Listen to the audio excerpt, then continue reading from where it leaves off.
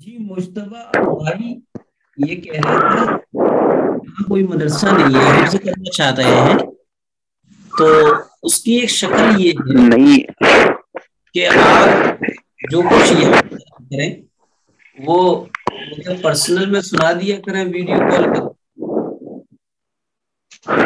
نہیں مدرسہ ہے یہاں پر، مگر میں نظامیہ جامعہ نظامیہ ہے نہیں حیدرآباد میں، جی میں وہاں پر گیا تھا تو وہاں پر ویسی جیسے تعلیم ہونا چاہیے ویسی نہیں، میں یہاں سے ودیئر وہاں پر رہ کر آیا ہوں اندرون میں۔ جی جی ہیلو، میری آواز آ رہی ہے آپ کو؟ جی جی میں آواز اندرون میں آ رہی 1 ایئر رہ کر آیا ہوں۔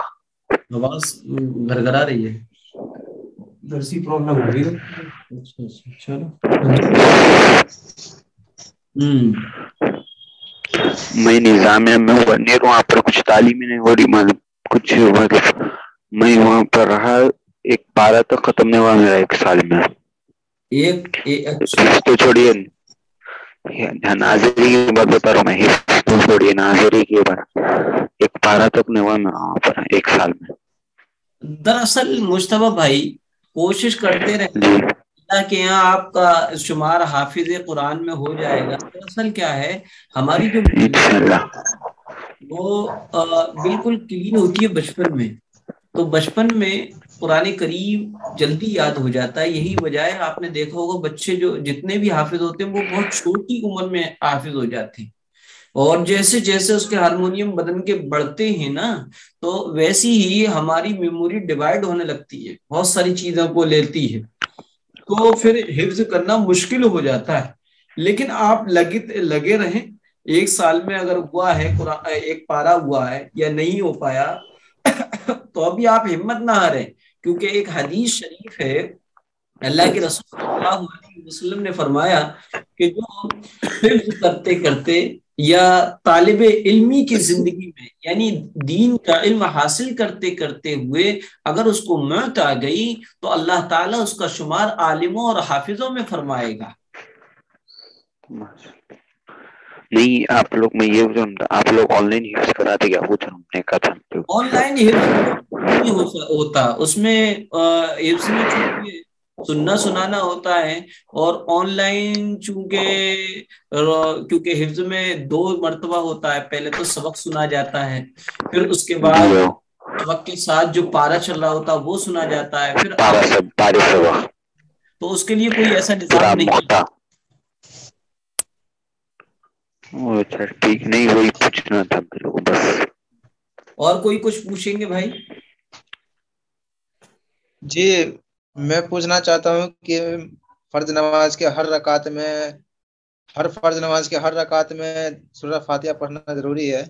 نہیں نہیں، فرض کی صرف پہلی 2 رکعتوں میں سورہ فاتحہ پڑھنا واجب ہے، اور فرض کی آخری 1 رکعت جیسے کہ مغرب، فرض کی آخری 2 رکعت جیسے کہ ظہر عصر عشاء، اس میں سورہ فاتحہ پڑھنا سنت ہے، واجب نہیں۔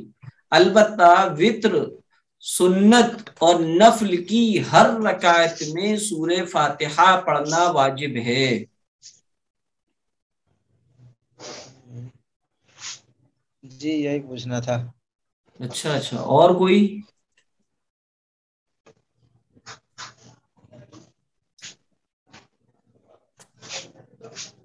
ٹھیک ہے پھر ہیں کوئی پوچھیں؟ السلام علیکم۔ وعلیکم السلام رئیس بھائی، جی فرمائیں۔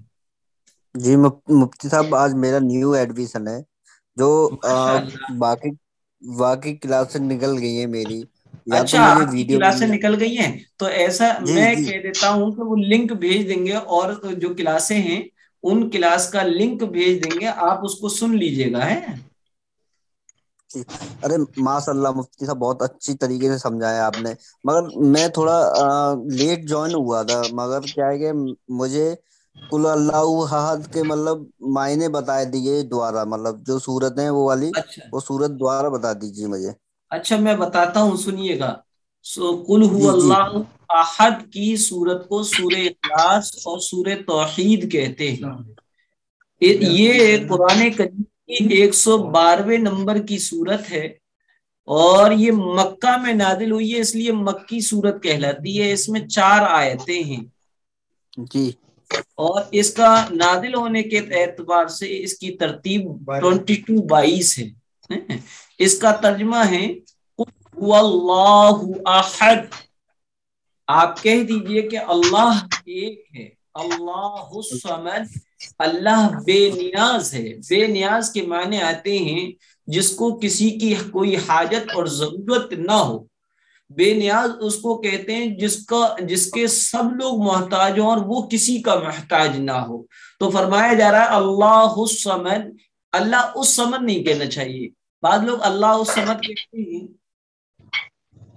تو اللہ الصمد نہ کہہ کر اللہ الصمد کہنا ہے، ہاں نکالنا ہے، اللہ الصمد، اللہ بے نیاز ہے۔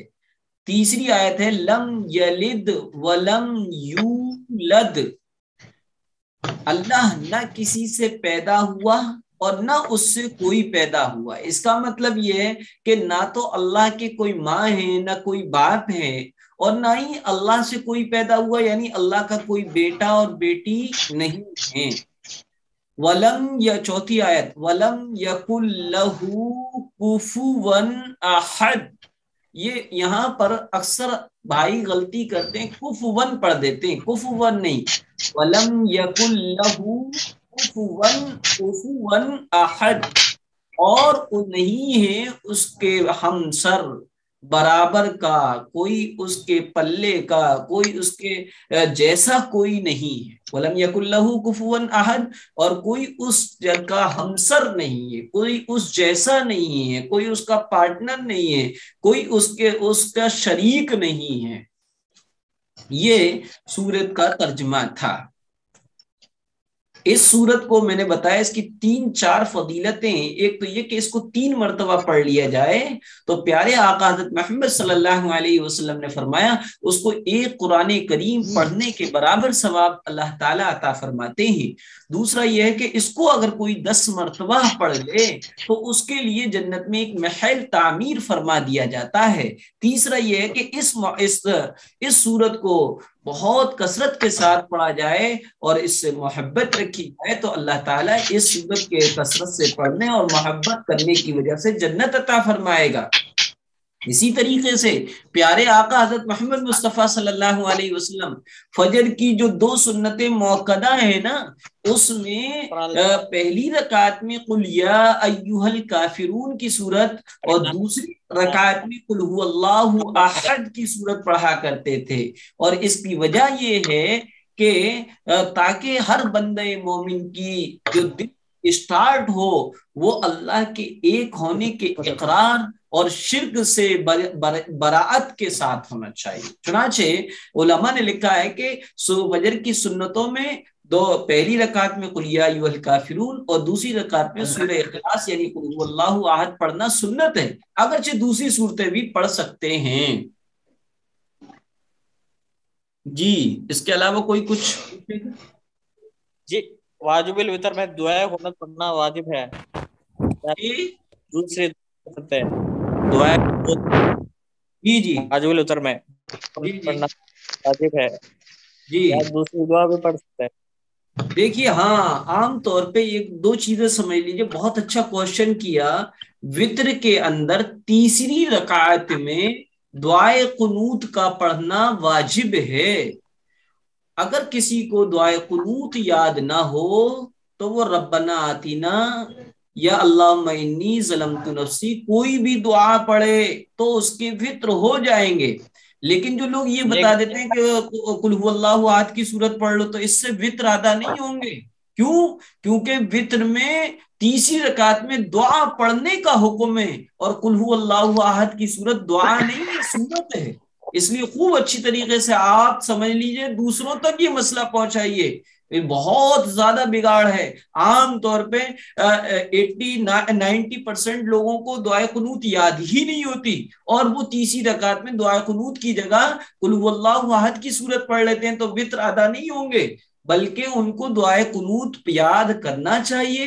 اگر دعائے قنوت یاد نہیں ہے تو قل هو اللہ احد نہ پڑھیں، بلکہ ربنا آتینا فی الدنیا حسنہ وفی الآخرۃ حسنہ وقنا عذاب النار، یہ دعا پڑھیں.